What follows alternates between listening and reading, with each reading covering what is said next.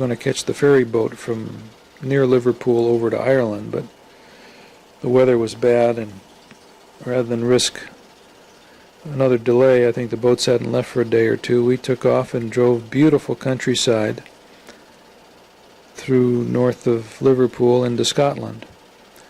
Green grass and fields and rolling hills. London is really a very beautiful country. There's Storth and Arnside. Some kind of a city. We stopped at a country inn along the way and played darts. This might have been the little scene here. Oh, there's the car we picked up. We must have parked the Volvo. There, we missed the boat because of weather, and so we went up to Glasgow. And this is Glasgow, Scotland. And I think that may be the Hotel Duncan, famous Hotel Duncan, where we had to put a shilling in every hour if you wanted heat. I think we walked up 3 flights to get to the lobby of the hotel. There's Don walking, and there's sunglasses, getting ready to do some of his wonderful shopping. And here's some of the scenes around Glasgow. King Henry III, I think, on the outskirts.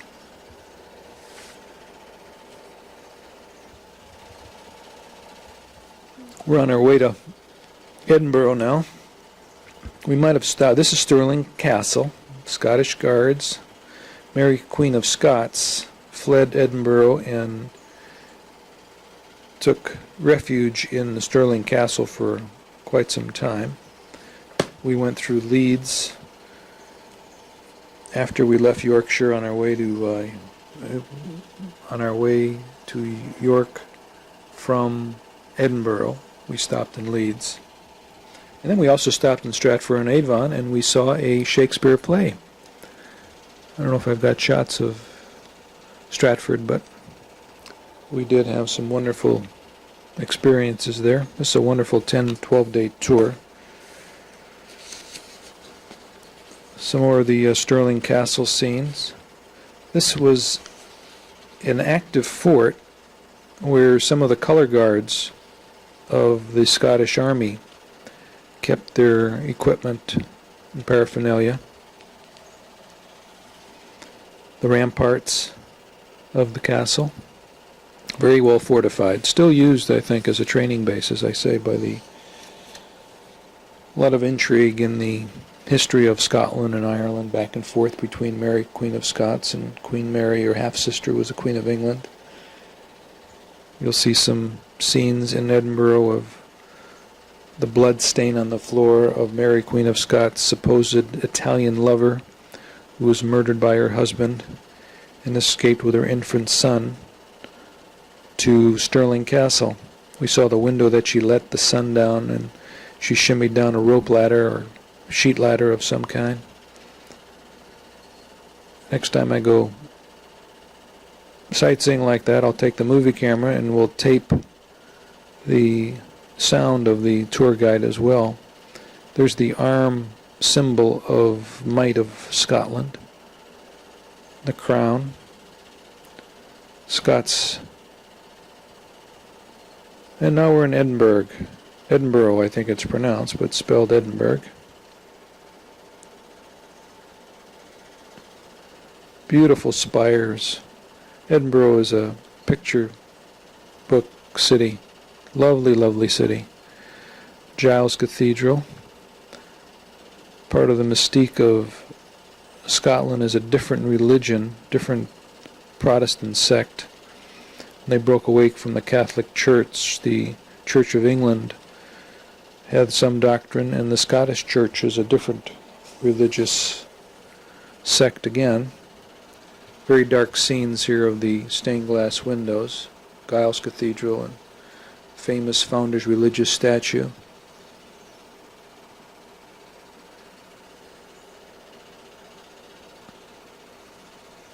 I think we'll see some scenes. I think they depict it in the stained glass window. You can't Very well kept, maintained city. People were very friendly. There's Adrian and Sue taking a stroll. Going to the cathedral again. I think this is another, going down to the crypts where some of the sainted members are buried.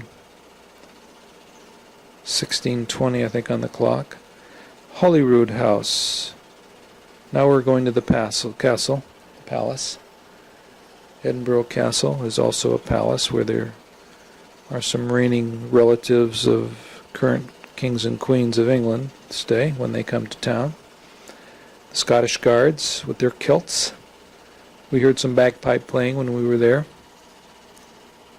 Very active military population in Scotland.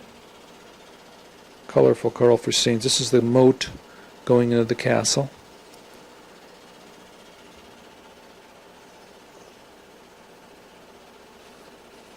Started to say Mary escaped from Stirling Castle, this castle.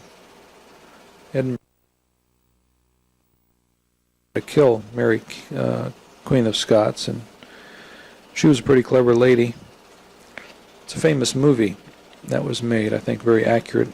Oh, we're now up in the city skyline, taking the city skyline. This is the home of Robert Louis Stevenson, by the way, and there's a statue of him.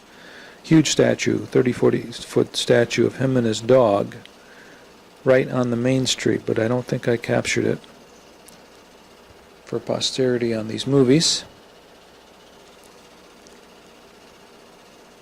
Now we're in York, England, famous Yorkshire pudding, and that's the Roman wall around the city that still stands. There's the York Cathedral.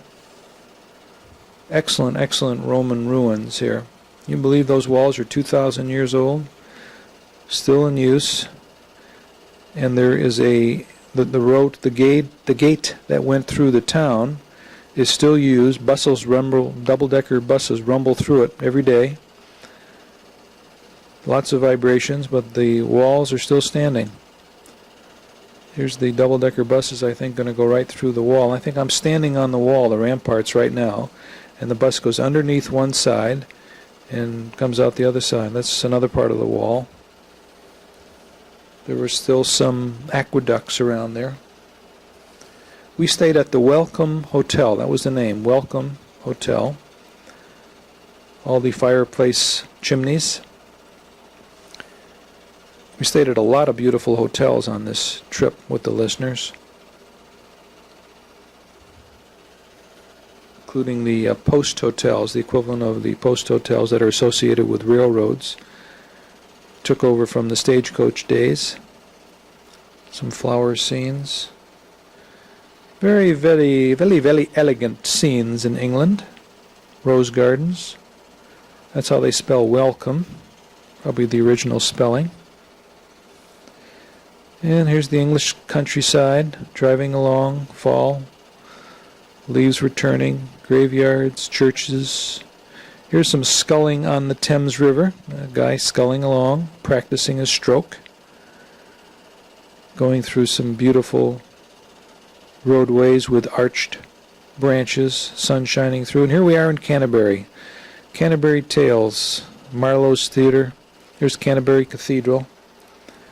Guess we've left the listeners at the airport. They're on their way back to Cincinnati. St. Andrew's Church, built in the year 1000. There's another part of the wall. Adrian and I are going back. Oh, there's the hovercraft we took to France. Calais, I think we landed. And then from Calais we drove through France. Had some interesting experiences. This was a very interesting stop. This guy, by hand, ran this gate across the road and then swung the road open to let some canal boats by. It was a manual bridge over the river, and here comes some canal boats. When we lived in France, we experienced this more often. The first time I saw it, I had no idea what he was doing. And that's the end of this tape.